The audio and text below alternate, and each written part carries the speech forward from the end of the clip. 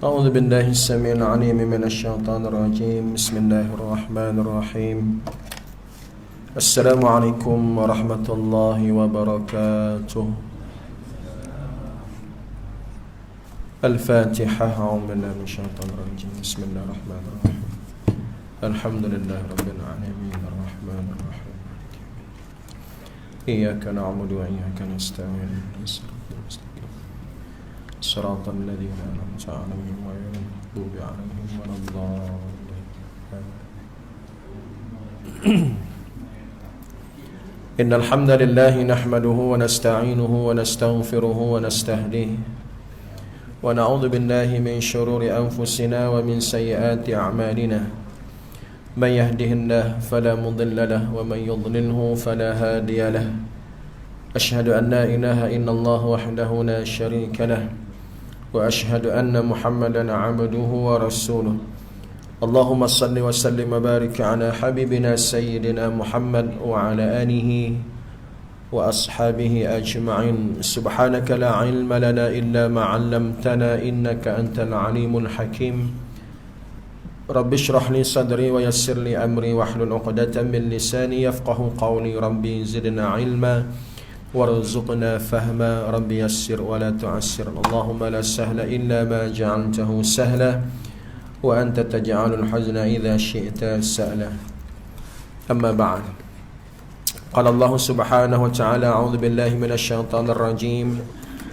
يرفع الله الذين آمنوا منكم والذين أوتوا العلم درجات wallahu bima ta'maluna khabir. Sadaqallahul azim. Yang berbahagia Tuan Pengerusi Surau An-Nur Taman Indah Jaya, Tuan Imam yang bertugas, anggota Jawatankuasa Surau An-Nur Taman Indah Jaya, ahli-ahli jamaah, muslimin muslimat hadirin rahimakumullah sekalian.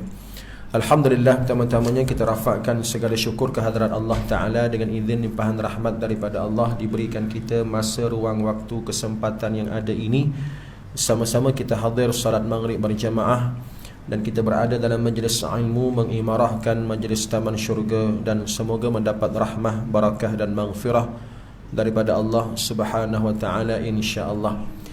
Tuan-tuan, malam ni kita tengok sambungan pengajian kitab Aqidah Ahlus Sunnah wal Jamaah. Kitab buku yang kita baca sejak daripada 7 tahun yang lepas ini sudah masuk muka surat yang ke-100. Tuan-tuan ada buku, boleh buka muka surat 100. Masih lagi berkaitan dengan apakah yang dikatakan sebagai beriman kepada Allah Subhanahu wa ta'ala. Nombor yang ke-7, beriman kepada Allah. Kata Syekh, tuan punya kitab almarhum Allah yarham Tuan Haji Sa'id Ibrahim, bekas mufti kerajaan negeri Sabah, mengiktikadkan bahawa semua ibadah yang dikerjakan oleh orang-orang yang beriman adalah beribadah kepada Allah Subhanahu wa ta'ala, yang menciptakan manusia dan yang menjadikan bumi, bukan beribadah kepada yang lain daripada Allah Subhanahu wa ta'ala. Baik, yang ketujuh, kena faham dengan penuh kefahaman yang jazam, yang pasti, yang kukuh. Kalau tuan-tuan perasan, setiap kali khutbah Jumaat lah dalam kerajaan di negeri Perak, Darul Ridwan, Jabatan Agama Islam Perak, dia memperuntukkan peringatan setiap kali isi khutbah. Tak kira lah tajuk apa khutbah minggu tu. Minggu tu khutbah tajuk apa pun, dia peringatkan kepada kita supaya kita sentiasa berpegang dengan akidah Ahlus Sunnah wal Jamaah, bukan yang terpesong daripada akidah Ahlus Sunnah wal Jamaah yang tertolak, yang batil, yang tidak diterima oleh Allah Subhanahu wa ta'ala. Jadi antara disebut dalam kitab Akidah Ahlus Sunnah wal Jamaah, bila dikatakan beriman kepada Allah, wajib beriktikad, berpegang dengan jazam, dengan pasti, tanpa ada ragu-ragu, tanpa ada syak, tanpa ada goyang, tanpa ada goyah, tanpa ada perkara-perkara yang boleh mencacat celakan, melainkan ianya akidah, i'tiqad yang pasti bahawa semua ibadah yang dikerjakan oleh orang-orang yang beriman. Siapa orang beriman? Kena letak diri kita lah. Bukanlah kita perasan kita ni beriman, tak. Letak diri kita, ya Allah, aku termasuk dalam karangan orang-orang yang mengaji malam ni, buka kitab malam ni, kerana dengan niat untuk masuk dalam kalangan orang yang diterima imannya. Dan bukti kepada iman ialah ibadah, amal soleh. Alladzina amanu wa aminus solihat. Beratus-ratus kali Allah ulang, Allah gandingkan dalam Quran iman dan amal, iman dan amal. Maka orang yang beriman ialah wajib beriktikad semua ibadah adalah beribadah kepada Allah. Maknanya nombor 7 ni dia gandingkan. Kita dah jumpa dah sebelum ni. Rububiyah ada dah sebelum ni. Nombor berapa tuan-tuan tengok sendirilah. Ada dah rububiyah Allah sebagai Rabb, ada dah uluhiyah Allah sebagai ilah. Tapi nombor 7 ni dia gandingkan sekali. I'tiqad di situlah Allah sebagai Rabb, Tuhan yang mencipta alam, mencipta buat diri kita. Dan di situ jugalah adanya tauhid dalam ibadah yang namanya uluhiyah, iaitu beribadah kepada Allah yang menciptakan manusia. Ibadah kepada Allah tu uluhiyah. La ilaha illallah, tidak ada Tuhan yang berhak disembah melainkan Allah. Lalu dia sambung, yang menciptakan manusia dan bumi. Maka yang menciptakan itu Allah sebagai Rabb. Di situlah rububiyah, Rabbil Alamin.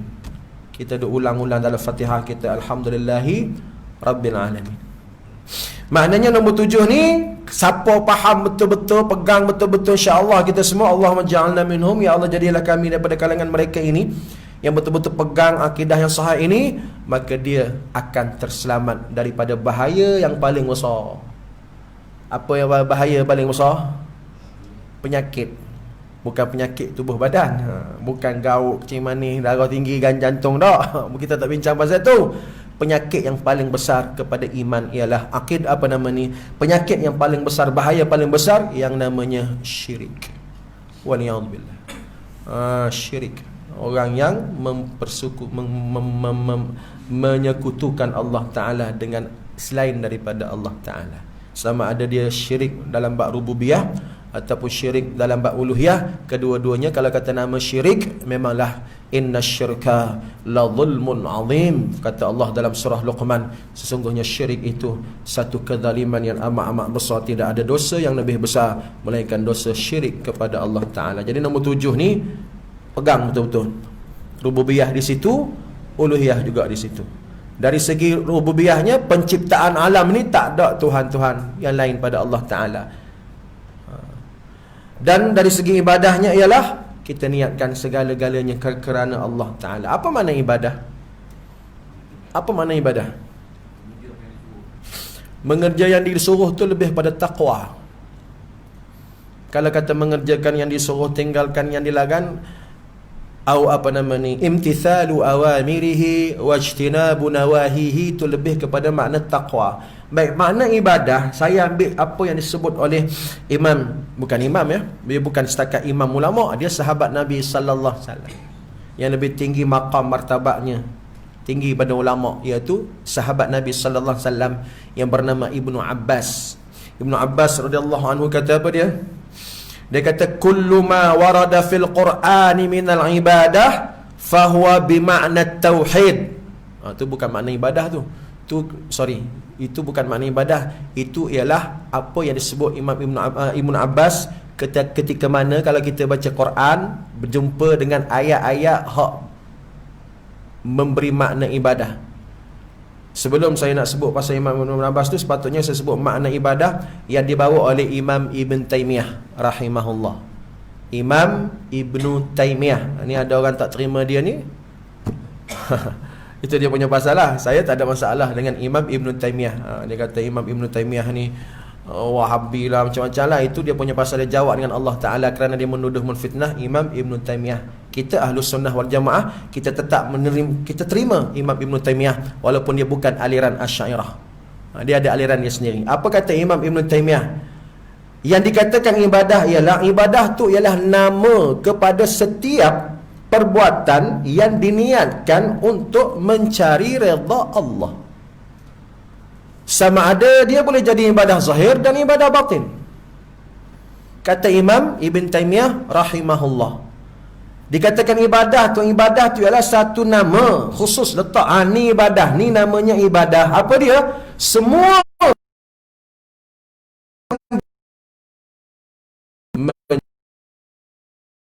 Allah. Maknanya